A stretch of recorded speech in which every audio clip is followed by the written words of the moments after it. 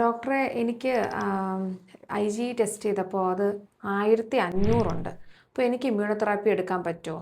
നോക്കൂ, അലർജി എന്ന് പറയുമ്പോൾ നമുക്കത് പലതരത്തിലുള്ള അലർജികളുണ്ട്.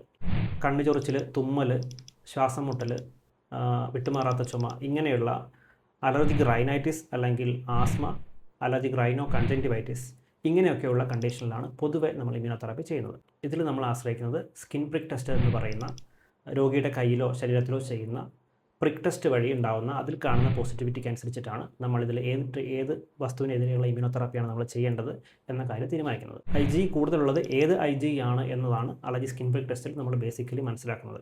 അങ്ങനെ മനസ്സിലാക്കിയ വസ്തുവിനോട് ആണ് നമ്മൾ ഇമ്മ്യൂണോതെറാപ്പി ചെയ്യുന്നത്. അതായത് ഇമ്മ്യൂണോതെറാപ്പി എന്നത് ഒരു പേഴ്സണലൈസ്ഡ് ട്രീറ്റ്മെൻറ്റ് ആണ്. അപ്പോൾ നിങ്ങൾ അലർജി ട്രീറ്റ്മെൻറ്റ് ചെയ്യണമെന്ന് ആഗ്രഹിക്കുന്നുണ്ടെങ്കിൽ അടിസ്ഥാനപരമായിട്ട് നിങ്ങളൊരു അലർജി സ്പെഷ്യലിസ്റ്റിനെ കാണുക, ഡോക്ടർ നിർദ്ദേശിക്കുന്ന സ്കിൻ പ്രിക്ക് ടെസ്റ്റ് പോലെയുള്ള ടെസ്റ്റുകൾ ചെയ്യുക, അതിൽ നിന്ന് കണ്ടെത്തുന്ന അലർജൻസിനെതിരെ ഇമ്മ്യൂണോതെറാപ്പി ആവശ്യമുണ്ടെന്ന് ഡോക്ടർ നിർദ്ദേശിക്കുകയാണെങ്കിൽ അത് ചെയ്യുക.